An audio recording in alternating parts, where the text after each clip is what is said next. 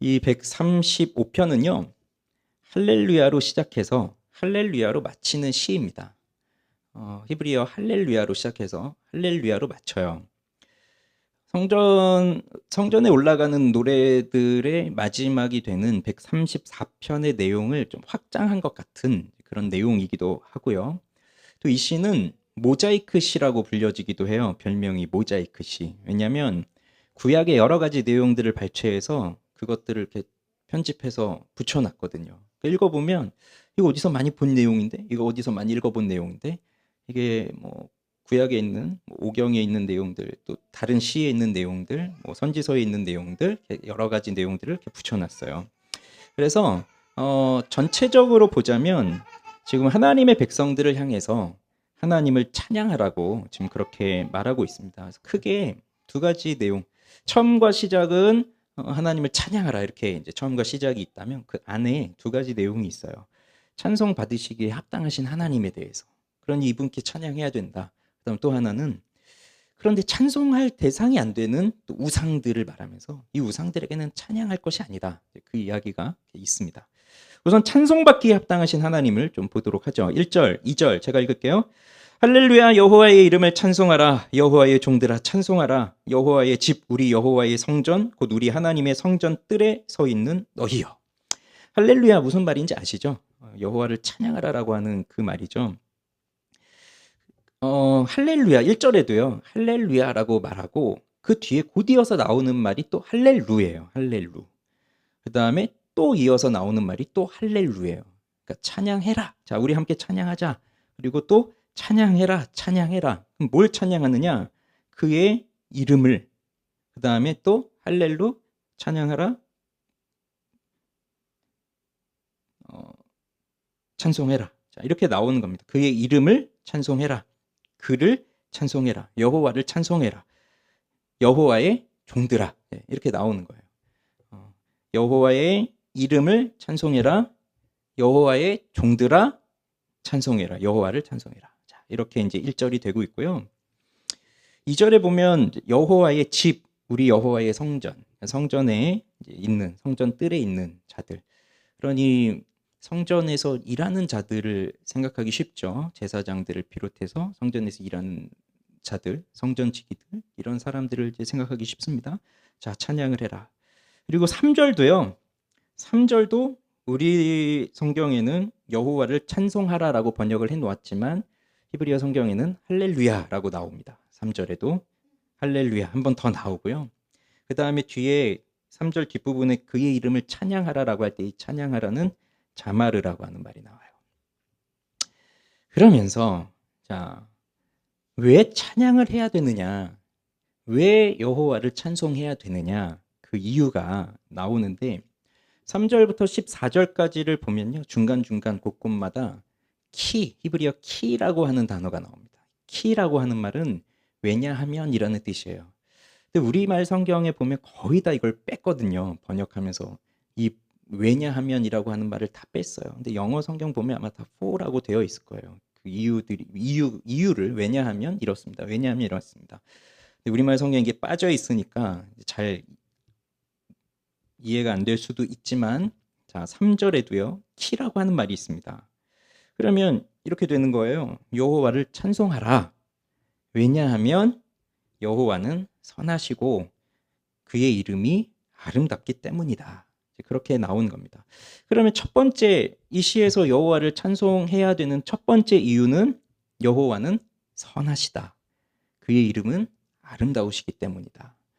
근데 이 선하고 아름답다 이게 또 얼마 전에 나왔어요. 사실 오늘 새벽에 보았던 133편에 나왔던 단어들이에요. 133편 나왔잖아요. 그 어찌 그리 선하고 아름다운지요. 그 단어들이 이 135편에서 또 나옵니다. 자, 그런데 이제 여기서는 여호와가 선하시다. 이 여호와가 선하시다는 것에 대해서는 뭐 더 이상 설명드리지 않을게요. 이건 많이 했습니다.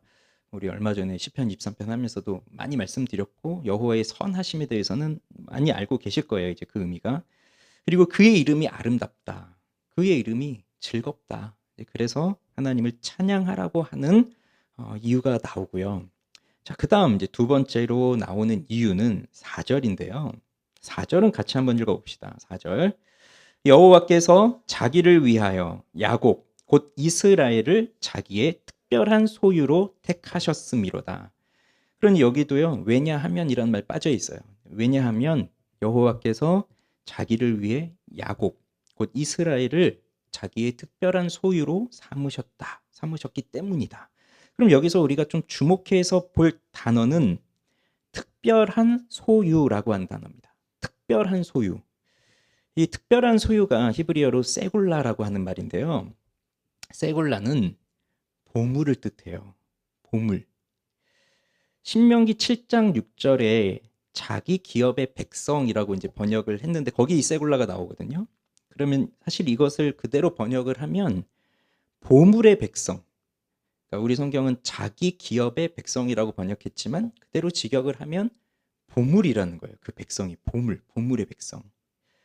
그러면 이 보물을 의미하는 이 세굴라라고 하는 단어의 동사 원형은 아마 사갈이라고 하는 동사로 추정을 하는데 이 단어는 구약 성경에 나오지는 않아요. 그런데 이 사갈이라고 하는 말은 획득하다라는 뜻이거든요. 그래서 이 세굴라가 수동 분사형으로 쓰여지면서 획득된, 그러니까 소유된 뭐 이런 식으로 이제 번역이 된 건데, 그런데 이 세굴라의 또 다른 뜻은 보석이라는 뜻이 있다는 거, 그걸 기억을 해보세요. 그리고 이 단어가 성경 여러 곳에 쓰였습니다, 구약에. 그럼 어느 곳에서는 이게 보물, 보석 이런 의미로 또 쓰여진 곳들이 많이 있어요. 이 단어가 이 세굴라라고 하는 이 단어, 이 보석의 백성, 이 단어가 신약에 가면 동등한 그 이제 신약에서는 그리스어로 헬라어로 되어 있지만 이 단어하고 동치어로 쓰여지는 것이 어디에 나오냐면 우리가 잘 알고 있는 말씀입니다. 베드로전서 2장 9절에 보면 거기 뭐라고 나오냐면 너희는 뭐 왕 같은 제사장 뭐 나오잖아요. 그러면서 뒷부분에 뭐라고 나오죠? 그의 소유된 백성이니 이렇게 나오거든요. 같은 의미인 거예요. 그래서 구약에서 이렇게 표현됐고 신약에서도 그의 소유된 백성이라고 했어요. 그러니 하나님의 소유된 백성들은 그 하나님의 소유된 백성들이 갖고 있는 정체성은 보석과 같다는 겁니다. 보물과 같다는 겁니다. 그래서 보석으로서, 보물로서 가치를 인정받고 하나님의 충만한 사랑을 받는 존재가 하나님의 택한 백성이라는 것인데, 그런데 오늘 보면 뭐라고 나와요? 누구를 그렇게 특별한 소유, 보물로 삼으셨다는 거예요? 야곱. 근데 생각해 보세요. 야곱은, 여러분 야곱하면 보석이라는 존재, 보물이라고 하는 존재로 딱 떠오르시나요? 그렇지 않잖아요. 야곱은 분명 하나님의 택함을 받았어요. 그래서 어머니 뱃속에 있을 때에도 야곱과 에서가 있는데 큰 자가 어린 자를 작은 자를 섬긴다고 했으니 분명히 하나님은 그 야곱에게 하나님의 은혜가 주어지지만 야곱은 그것을 믿지 못하고 형을 속이고 아버지를 속이고 그 다음에 멀리 도망가서도 삼촌 속이고 뭐 계속 사람들을 속이면서 살아왔던 것이 야곱이니까 그 야곱이 정말 보석과 같은 존재로 하나님께 받아들여질 수 있느냐? 야곱이 가지고 있는 야곱의 정체성, 야곱이 가지고 있는 야곱의 기질, 야곱의 삶의 모습, 그가 살아왔던 삶의 행태들, 그런 것들을 보면서 정말 하나님께 보석과 같은 존재로 택하여질 수 있는 그런 사람이냐라고 물어보면 야곱은 전혀 그런 사람이 아닙니다. 그러나 하나님이 야곱을 택하셨다고 하는 것은 무엇이죠? 거기에 하나님의 은혜가 있다는 거예요. 그래서 보석처럼 택하셨다는 것은 우리 한 사람 한 사람들이 가지고 있는 우리의 아름다움 때문에 보석이구나 라고 택하신 것이 아니라 하나님의 무한한 사랑 때문에 우리를 보석으로 택하신 거예요. 그리고 사실 우리는 다듬어지지 않은, 가공되지 않은 원석과도 같습니다. 예쁘게 잘 다듬어져서 뭐 귀걸이 형태로, 목걸이 형태로, 뭐 예쁜 액세서리 형태로 그렇게 반짝반짝 빛나게 진열되어 있는 그런 형태의 모습이었다기보다는 그냥 커다란 돌 속에 박혀 있는 다이아몬드처럼 뭐 그런 모습이었던 거예요. 그래서 모든 것을 아시는 하나님께서 우리의 모든 삶을 통해서 그것들을 가공해 가시는 겁니다. 그러니 금에 있는 불순물을 다 녹여서 순금을 만들 때에도 뜨거운 불 속에 넣고 하는 그 과정들을 여러 번 거치면서 그렇게 하듯이, 또는 다이아몬드가 박혀 있는 그 돌을 깨기 위해서 뭐 그렇게 깨듯이, 또는 조개 속에 들어간 돌멩이가 진주가 되기 위해서 그 조개가 큰 그 아픔을 계속해서 겪듯이 우리를 다듬고 가공하시는, 정말 우리를 보석으로 만들어 가시는 하나님의 일하심이 우리 인생 속에 있고요. 그건 보통 우리가 겪는 고난, 환난, 시련 이런 것들을 통해서 우리를 다듬어 가시는 거예요. 그러니 늘 좋은 일만 있다면 우리는 그냥 그 상태로 있을 거예요. 원석 그 상태로. 그렇지만 하나님이 고난을 주시고 시련을 주시면서 우리를 깎아내시기 때문에, 자, 그때 우리가 깎이는 게 뭔가요? 우리의 인격이 깎입니다. 우리의 성품이 깎입니다. 그러면서 우리를 아주 찬란한 보석으로 만들어 가시는 거예요. 그렇게 야곱을, 그리고 이스라엘을 하나님이 그렇게 택하셨다. 그리고 지금 우리를 그렇게 택하셨다. 보석으로. 보석 같은 존재입니다. 그러니 우리는 하나님을 찬송할 수밖에 없는 거예요. 나를 그렇게 택하신 하나님을. 보석과 같은 존재로 나를 택하셨고 만들어 가신 하나님을. 때로는 고난이 있어도, 그러니 그 고난을 주신 하나님을 찬송하는 거죠. 시련이 있어도 그 시련을 주신 하나님을 찬송하는 거죠. 그렇다면 모든 삶이 하나님을 찬송하는 삶이 될 수밖에 없어요. 자, 그 다음 또 다른 이유가 이제 5절에 나옵니다. 내가 알거니와 여호와께서는 위대하시며 우리 주는 모든 신들보다 위대하시도다. 그러니 또 찬양해야 될 이유는 여호와는 위대하시니까. 그런데 그 위대하심을 6절, 7절에 보면 뭘로 예를 들고 있냐면 자연을 다스리시는 모습을 예를 들고 있어요. 자, 6절, 7절 같이 읽어보겠습니다. 여호와께서 그가 기뻐하시는 모든 일을 천지와 바다와 모든 깊은 데서 다 행하셨도다. 안개를 땅 끝에서 일으키시며 비를 위하여 번개를 만드시며 바람을 그 곳간에서 내시는 도다. 하나님은요, 이 자연의 모든 것들을 하나님이 기뻐하시는 대로 행하시는 것입니다. 하나님께서 누군가의 눈치를 보면서 어쩔 수 없이 일을 행하시는 것이 아니라 하나님이 기뻐하시는 대로, 하나님의 주권대로 하시는 것이고, 하나님이 그것을 창조하셨기 때문에 또한 하나님의 섭리의 손길 속에서 그 자연을 다스려 가시는 거예요. 그러니 천지, 하늘과 땅, 바다, 이 모든 것은 우리가 눈으로 볼 수 있는 이 모든 자연 만물을 다 말할 수 있겠죠. 특히 하늘, 땅은 우리가 볼 수 있지만 바다는요, 성경에서, 특히 구약에서 바다는요, 두려움의 존재예요. 알 수 없는 존재예요. 바닷속에 뭐가 있는지. 그러니까 지금 우리의 지식으로는 바닷속에 어떻게 되어 있는지, 바닷속의 생물이 무엇인지를 파악하고 있지만 고대 사회 사람들에게는 바닷속은 도무지 알 수 없는 미지의 세계입니다. 그러니 두려운 바다까지도 하나님의 손 안에 있다는 것을 고백하는 것이고요. 거기 보면 또 안개를 땅끝에서 일으키시고 번개를 만드시고 이런 부분들이 끊임없이 창조해내시는 하나님의 과정이에요. 없는데 만들어내시잖아요. 그리고 바람은 곳간에서 낸다고 했으니 하나님은 또 이 모든 것들을 하나님의 정보에 다 저장하고 계신 거예요. 누가 이 일을 할 수 있습니까? 누가? 그러니 다른 신들보다 위대하시도다라는 것이 이 자연을 제어하시는, 자연을 통치하시는 하나님의 그 일하심 속에서 하나님의 위대함이 나타나요. 그래서 찬양하라는 겁니다. 그 다음 네 번째 이유는 14절에 나오는데 14절을 읽어봅시다. 여호와께서 자기 백성을 판단하시며 그의 종들로 말미암아 위로를 받으시리로다. 판단한다는 말은 뭐 보호한다, 변호한다 뭐 이런 말이 되기도 해요. 그의 종들을 긍휼히 여기신다. 그러니 앞에서는 자연을 통제하시고 자연을 다스리시는데 그 다음은 하나님의 백성들, 아까 보석과 같이 택하신 보석의 백성들을 하나님이 친히 보호하신다. 그들을 괴롭히고 그들을 넘어뜨리려고 하고 그들을 빼앗으려고 하는 대적들을 향해서 하나님이 친히 변호하시고 보호해 주시고 긍휼히 여겨 주신다는 거예요. 그러면서 그것이 무엇을 통해서 나타났냐면 8절부터 13절의 내용이에요.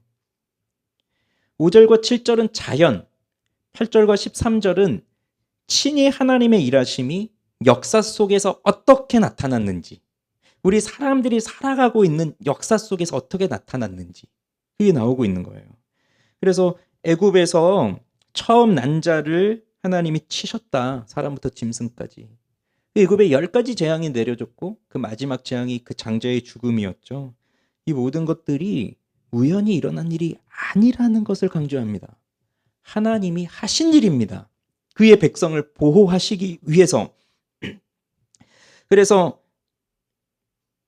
10가지 재앙들을 내리면서 바로와 그 바로의 신하들이 여호와를 알게 하셨다는 거고요. 또 10절에 보면 이제 애굽에서 나온 후에 그 다음 광야 생활은 여기서 나오지 않지만 많은 나라를 치시고 강한 왕들을 죽이셨는데 특별히 11절에 나오고 있는 아모리 왕 시온, 바산 왕 옥, 즉 요단 동편에 있는 왕들을 멸하시고 요단을 건너와서 요단 서쪽에 있는 가나안 땅의 가나안 족속들을 멸하시는 그 일도 하나님이 하시고 12절 그래서 그 땅을 기업으로 주셨다. 그러니 이들이 이스라엘 백성들이 그 땅에 들어오게 된 것, 애굽에서 나와서 그 땅에 들어오게 된 것은 자신의 노력이 아니었고요. 자신의 군사적 힘이 아니었고요. 하나님이 하신 하나님의 능력, 하나님의 보호하심. 그것 때문에 그 땅에 들어오게 되었으니 주님의 이름이 영원하다. 주님을 기념할 일이 끊임이 없다. 끝이 없다. 그래서 찬송하라. 그 이야기를 우리 이 135편에서 우리에게 해주고 있습니다. 그러면 자, 이 4가지의 이유들을 생각해 보시면서 그 다음 주제로 가보죠. 찬송의 대상이 될 수 없는 우상을 곧 이어서 말하는데요. 15절부터 읽어봅시다. 열국의 우상은 은금이요 사람의 손으로 만든 것이라. 입이 있어도 말하지 못하며 눈이 있어도 보지 못하며 귀가 있어도 듣지 못하며 그들의 입에는 아무 호흡도 없나니 그것을 만든 자와 그것을 의지하는 자가 다 그것과 같으리로다. 분명 살아계신 하나님, 위대하신 하나님, 자연을 통치하시고 우리의 인간의 역사 속에서, 그러니 이것은 이스라엘 백성들뿐만 아니라 그 민족뿐만 아니라 한 사람 개인들의 삶을 보더라도 하나님이 분명히 내 인생 속에서 역사하시고 일하시는데, 그런 하나님을 찬송해야 되는 우리 사람들이 우상을 찬송하고 있다는 거거든요. 우상에게 찬양하고 있어요. 우상에게 찬양의 이유를 발견하고 있어요. 그러면서 우상을 섬기는데, 그러나 우상은 어떤 존재냐? 은, 금, 사람이 만든 것이다. 그게 특징이에요. 사람이 만든 것이다. 하나님은 누가 만드셨나요? 그 누구도 만든 것이 없습니다. 하나님은 홀로 계시는 분이십니다. 스스로 계신 하나님이에요. 다릅니다. 인간들이 섬기는 자연도요, 사람이 만든 건 아니라 하더라도 하나님에 의해서 만들어진 것이죠. 스스로 존재하지 않아요. 그런데도 사람들은 그 자연 또는 자기가 만들어낸 것, 그것을 따릅니다. 그러나 우상을 섬기는 이유를 생각해 보세요. 사람들이 왜 우상을 섬기는가? 내가 이 우상을 섬김으로써 난 정말 나쁜 일을 행하고 악한 일을 행하여야 하겠다라고 하는 목적을 가지고 우상을 섬기는 사람들이 많이 있을까요? 보통의 사람들은 좋은 일을 하기 위해서, 좋은 사람이 되기 위해서, 또는 자신의 삶에서 가장 필요한, 아주 욕심도 아니에요. 그냥 삶에서 그냥 지극히 필요한 자연적인 것들을 얻어내기 위해서 우상을 섬기고 의지하고 있어요. 그러니 악을 구하기 위해서, 악한 일을 하기 위해서 우상을 섬기는 사람들도 있지만, 그러나 대부분의 사람들은 선을 위해서 우상을 따르는 사람들이 많이 있습니다. 왜 그럴까요? 여기서 그걸 다 설명드릴 수는 없지만, 기본적으로 사람은 하나님의 형상으로 창조된 사람들이고, 하나님과의 관계 속에서 살아가도록, 즉 사람은요 자기 힘으로 살아갈 수가 없어요. 하나님을 의존하면서 살아갈 수밖에 없는 존재로 하나님이 창조하셨거든요. 그런데 죄가 들어오게 되니까 그 하나님을 보지 못하고 알지 못하고 자기 속에서 하나님을 만들어내는 거죠. 그래서 인간의 마음은 뭐라고 했나요? 인간의 마음은 우상공장. 인간의 마음은 이미 죄짓기 이전에, 타락하기 이전에 하나님과의 관계를 갖고 사는 것이 사람이었기 때문에, 죄를 짓고 난 다음에는 하나님을 보지 못하게 되고 알지 못하게 되지만 하나님을 향한 희미한 그리움이 있어서 그 하나님이라고 하는 절대적 존재가 없이는 살 수가 없기 때문에 그 존재를 자기 스스로가 찾아가는 거예요. 근데 그 하나님을 볼 수가 없으니, 만날 수가 없으니 자기가 만들어내는 신을 하나님이라고 섬기는 거죠. 그래서 마음은 끊임없이 하나님을 만들어내는 거예요. 하나님은 한 분이시지만 우상은 하나가 아니에요. 여러 가지입니다. 여러 가지. 그런데 한번 생각해 보십시오. 아무리 선한 의도를 가지고 어떠한 우상을 만들어냈다고 하더라도 그 우상을 내 마음에 들여놓는 순간 그 사람은 그 우상의 지배를 받기 시작합니다. 이게 특징입니다. 근데 이 우상을 누가 만들었다고요? 내가 만든 거거든요. 내가 만들었다면 내가 그것을 통제해야 되지만 내가 우상에 의해서 통제를 받아요. 지배를 받는 거예요. 우상의 노예가 되는 겁니다. 그런데 우리는 우상이라고 하면 우리 문화 속에서는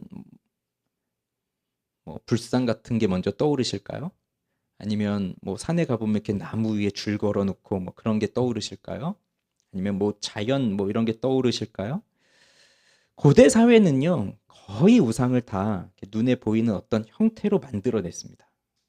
자연이든지 동물이든지 어떤 것이든지 보여지는 것으로 만들어냈고, 또 자연이 아니라 어떤 특정한 신이라고 하더라도 그 신을 보이는 형태로 만들어놨죠. 나무로 만들던 돌로 만들던 금으로 만들던. 그래서 우상을 숭배한다고 하는 것은 그 신상 앞에 가서 거기서 절하는 걸 생각을 해요. 그러나 우리 현대인들을 생각해 보면 사실 오늘 우리들이 그렇게 어떠한 신상을 만들어 놓고 그 신상 앞에 가서 절을 하거나 그러는 모습들이 많이 있진 않잖아요. 그리고 우리는 그런 것들을 또 많이 섬기지 않잖아요. 그렇다면 이 시대의 우상은 다 사라진 것일까요? 그렇진 않거든요. 오히려 이 시대의 우상은 더 많아졌습니다. 더 많아졌습니다. 그래서 팀 켈러는 이런 말을 하는데, 우리 현대 사회도 고대 사회와 근본적으로 다르지 않다. 문화마다 그 문화를 지배하는 우상이 있다. 제사장, 토템, 의식 이런 것들이 다 있다.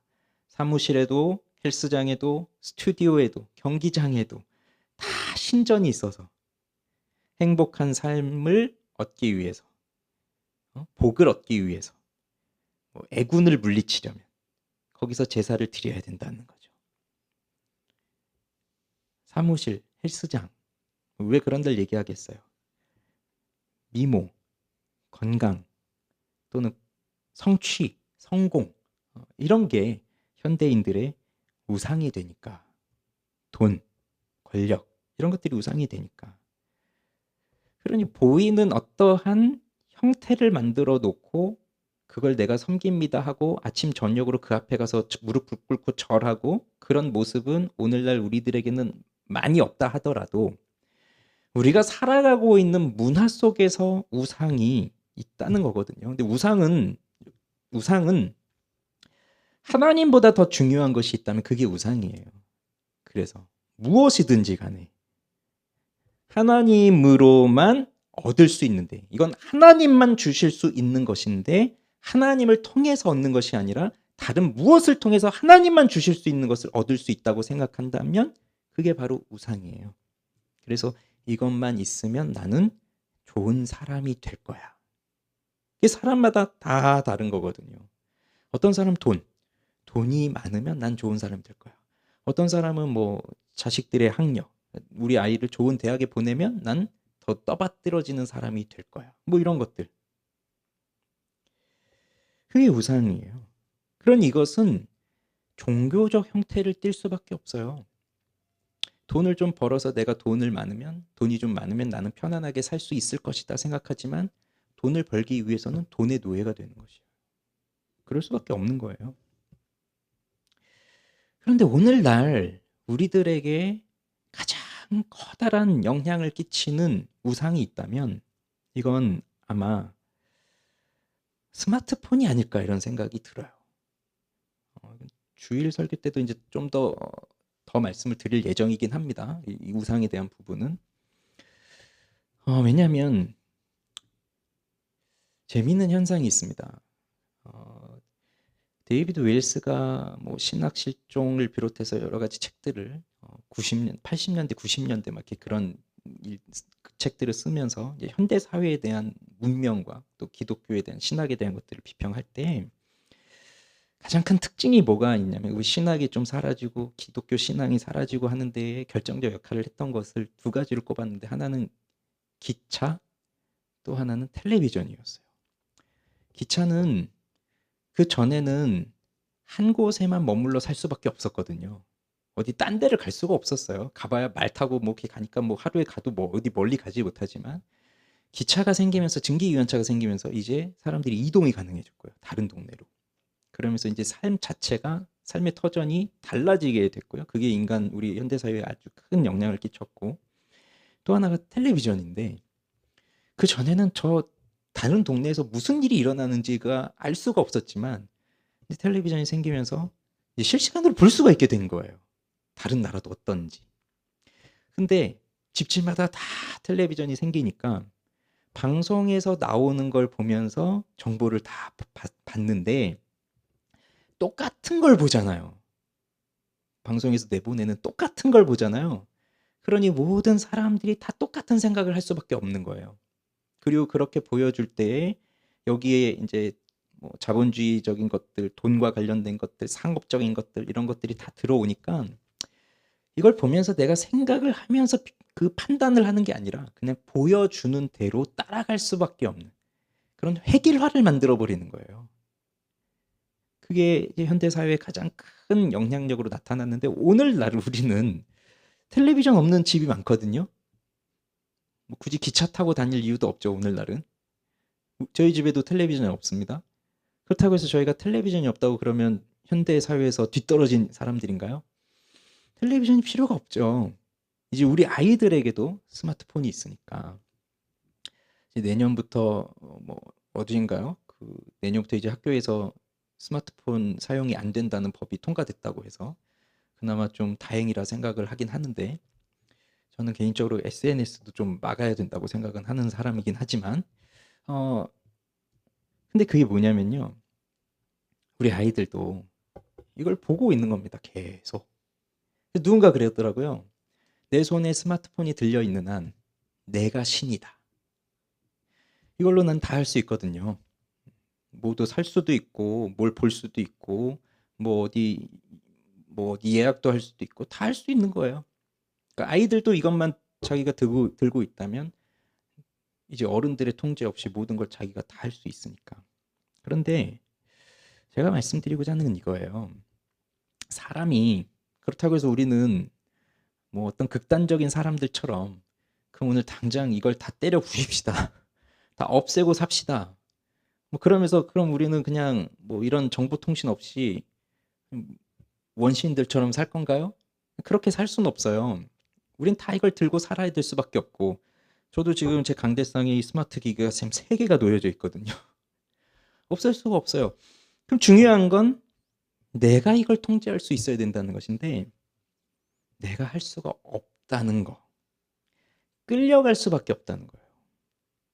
이 유튜브. 책은요. 책을 읽을 때 내가 무슨 책을 읽을까를 고민하면서 내가 책을 선정한단 말이에요.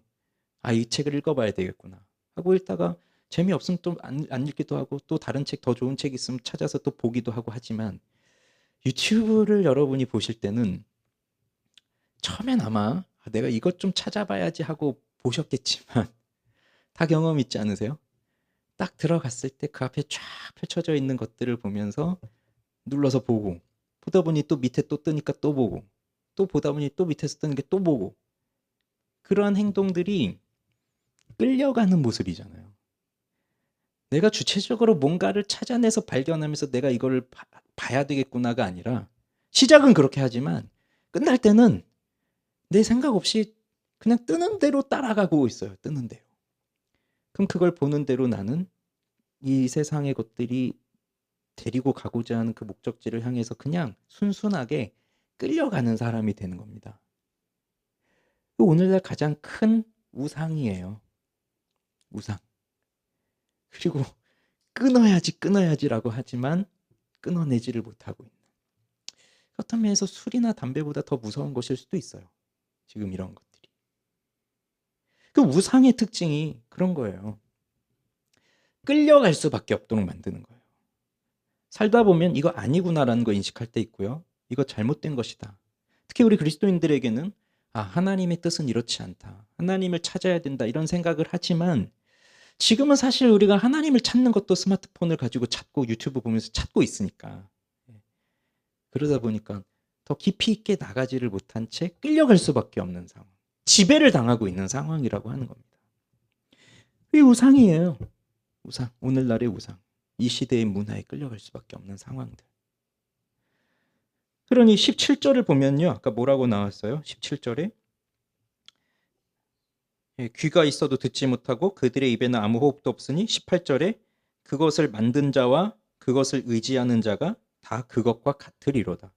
결국 우상의 특징은 뭐 눈도 만들어 놓고 귀도 만들어 놓지만 보지도 못하고 듣지도 못한다. 생명이 없다. 그러니 하나님은 자연을 통제하시고 자연을 다스리시고, 실제로 내 삶에서 보이지 않으시는 그 하나님이 실제로 역사하시면서 내 삶을 바꾸어 가시고 내 삶을 인도해 가시는데, 우상은 하나도 그런 게 없어요. 할 수가 없어요. 다만 내가 만들어내고 있는 거예요.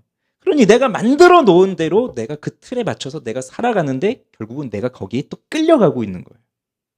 그러니 그 우상을 만든 자도, 그 우상 앞에 절하는 자도 그 우상과 똑같다. 우상의 특징은 생명이 없다고 말씀드렸잖아요. 똑같다는 거예요. 생명이 없어요. 그런데도 이 세상의 수많은 사람들은 다 우상을 찬양하고 있습니다. 내가 만들어 놓은 그 모델을 놓고 보면서 저 사람 정말 좋겠다. 저 사람 진짜 부럽다. 이러면서 그걸 찬양하고 있어요. 그리고 나도 그렇게 되고 싶다 찬양하고 있어요. 따라가고 싶은 거예요. 그러니 시대는 다르지만 이 시는 벌써 아주 오래전, 우리보다 지금 뭐 한 2000년, 3000년 그 전에 쓰여진 시지만, 지금 이 시대의 우리와 별반 다를 것이 없는 그 고대의 사회, 그리고 현대의 사회 똑같다는 거예요. 하나님이 아닌 우상들을 섬기면서 살아가고, 그 우상을 찬양하면서 살아가고, 그렇게 사는 것을 동경하면서 살아가고, 그렇게 살아가는 사람들을 부러워하면서 살아가고, 나도 그렇게 살고 싶다. 그러나 오늘 이 성경은 분명하게 말합니다. 너희가 성전에 있다면, 너희들이 성전의 뜰에 있는 자들이라면, 즉 너희가 하나님을 섬기는 자들이라면, 너희가 하나님께 택함을 받아 하나님의 보석과 같은 백성으로 부름을 받은 존재라고 한다면, 우상을 찬양하고 세상을 따라가면 안 된다. 하나님을 찬양하여야 한다. 우리 같이 하나님을 찬양하자. 자, 그것을 오늘 우리에게 분명히 말해주고 있어요.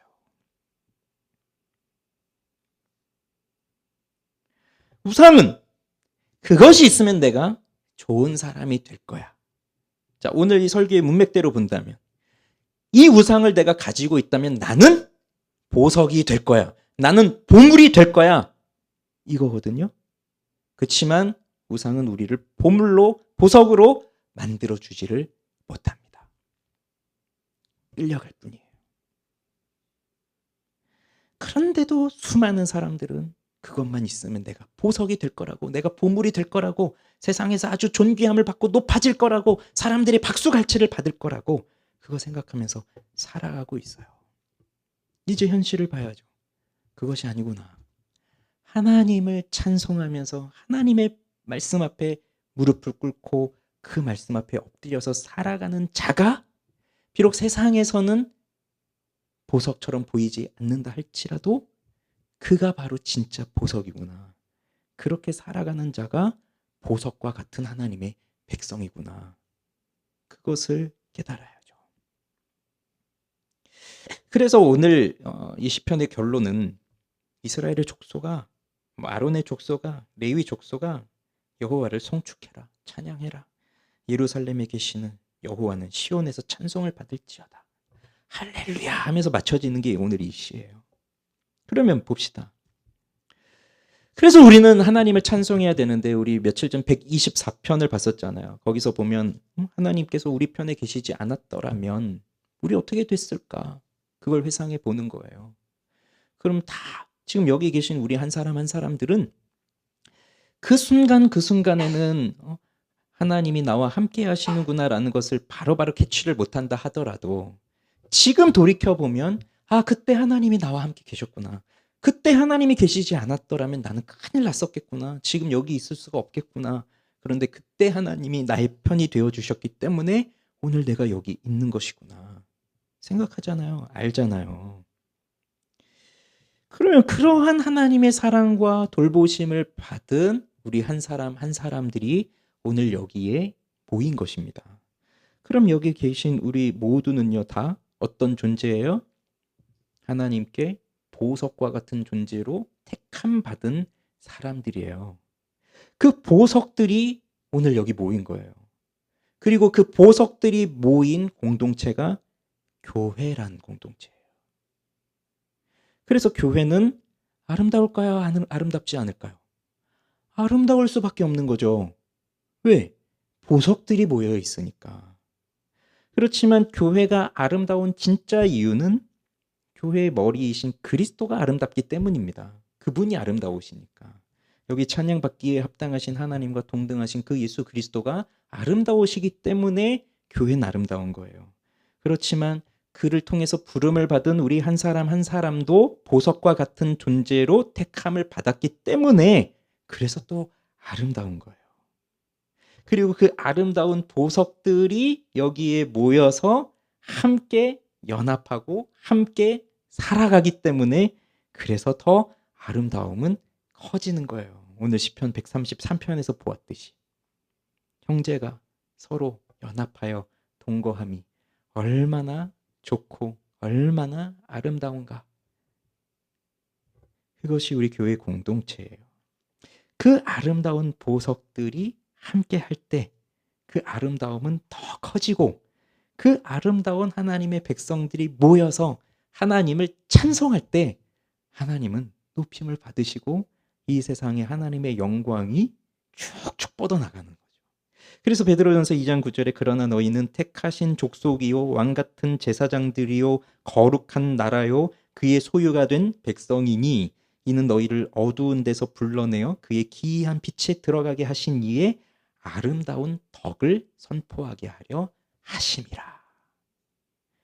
우리를 이렇게 택하신 이유는 하나님의 아름다운 덕을 선포하게 하기 위해서, 그 아름다움을 말하게 하기 위해서, 그 아름다움을 이 세상 우상을 섬기며 살아가고 있는 그들을 향하여 살아계신 하나님만이 진정한 하나님이다. 그분만이 우리에게 참된 자유와 복을 주실 수 있는 분이다. 그분께로 돌아와서 그분을 찬양해야 된다라고 하는 것을 우리의 존재로 보여주기 위해서, 말해주기 위해서 보석 같은 존재로 우리를 택해 주신 것입니다. 조건 없는 은혜로. 우리는 자격 없지만 그렇게 우리를 불러주셨어요. 우린 야곱보다 더한 사람들입니다. 더 못된 사람들이고 더 나쁜 사람들이에요. 그러나 하나님의 말씀은 아무리 못된 사람이라 하더라도 그 사람을 바꾸는 능력이 있습니다. 그래서 내가 바뀌려면 말씀이 내 마음속으로 들어와야 돼요. 그리고 그것을 깎아내야 돼요. 이 과정은 아픕니다. 경험해 보신 분은 아세요? 이건 말할 수 없이 아파요. 너무 아파요. 그러나 그렇게 깎이고 다듬어질 때 난 정말 하나님이 기뻐하시는 진짜 보석으로 또 세워져 가는 거예요. 그렇게 되고자 하는 사모함, 힘들어도 어려워도 시련이 있어도 지금 당장 내가 좋은 사람처럼 보여지지 않는다 하더라도 오늘도 또 나는 넘어지고 또 쓰러진다 하더라도 하나님이 나를 택하여 주셨으니까 내가 이 아름다운 보석으로 있구나. 그렇게 살고 싶구나. 그래서 나를 통해서 정말 하나님의 아름다움이 나타나면 좋겠구나 라고 하는 그 사모함이 있다면 그동안 지배받아왔던 우상을 내려놓으시고 이제 하나님을 찬송하십시오. 하나님만 찬양하십시오. 우리의 삶으로, 우리 입으로. 그것이 우리의 삶이어야 돼요. 그 자리로 우리를 불러주신 것입니다. 하나님을 예배하는 기쁨, 찬양하는 기쁨 우리 안에 넘치기를 바랍니다. 우리 같이 찬양 부릅시다. 이 시간 우리 예배는